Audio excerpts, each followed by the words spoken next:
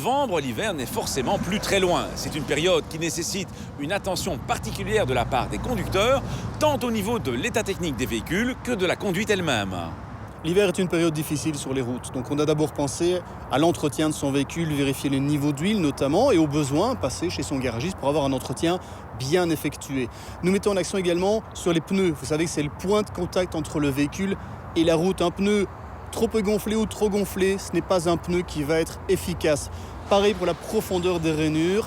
Une fois qu'elles sont trop petites, ces profondeurs, on n'a plus d'évacuation d'eau et donc le pneu n'est plus efficace et donc peut provoquer des accidents. Et nous conseillons malgré tout pour ceux qui font beaucoup de trajets, de kilométrage, l'utilisation de pneus hiver. Il en va d'une meilleure sécurité parce qu'en dessous de 7 degrés, évidemment, les pneus toute saison, les pneus que l'on utilise toute l'année seront moins efficaces parce qu'ils durcissent, la gomme durcit. Donc on préconise l'utilisation de pneus hiver, mais ce n'est pas une obligation. Ça, c'est pour l'état technique de votre véhicule, mais si les conditions météorologiques se dégradent, il y a d'autres précautions à prendre.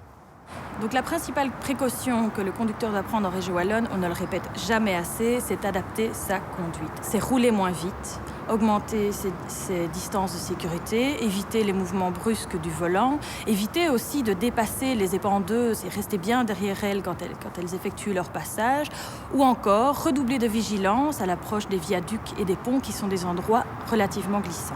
Alors, l'action principale de la région, c'est de développer l'intégralité des moyens pour à la fois garantir la sécurité sur le réseau, mais aussi assurer de bonnes conditions de circulation. Alors concrètement, c'est près de 600 épandeuses et 1200 personnes qui se tiennent prêtes pour déneiger et saler le réseau routier régional. Par ailleurs, en termes d'information d'usagers, on a également développé un plan neige il y a quelques années, en collaboration avec la police fédérale, le centre Perex et le centre régional de crise.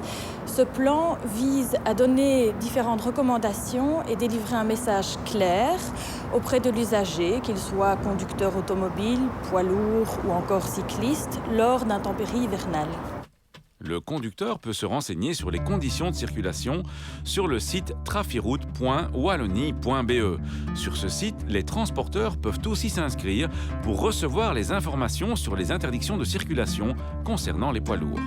Pour terminer, je tiens à insister sur un point qui concerne la visibilité. En hiver, le matin, prévoyez 1 à 2 minutes de plus pour dégager convenablement les vitres et les feux de votre véhicule. Trop de conducteurs prennent en effet la route en ayant juste un petit hublot dégagé et donc ils ne voient pas le piéton qui commence à traverser ou la voiture qui prend sa priorité de droite. À la question de la semaine dernière, il fallait répondre qu'un conducteur de cyclomoteur peut emporter un passager à partir de 18 ans. À gagner cette semaine, un radio-réveil Bluetooth. La question ?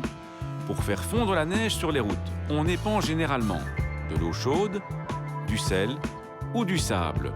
Soit vous téléphonez au 0905 56 493, soit vous envoyez un SMS au 6020 en tapant contact 1, 2 ou 3.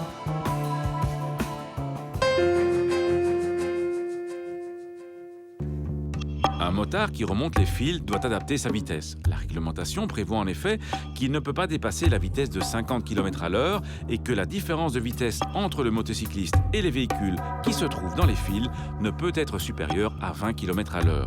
Par exemple, si les voitures sont à l'arrêt, le motard les remonte à 20 km/h maximum. Et si les voitures roulent à environ 40 km/h, le motard peut les remonter à 50 km/h maximum.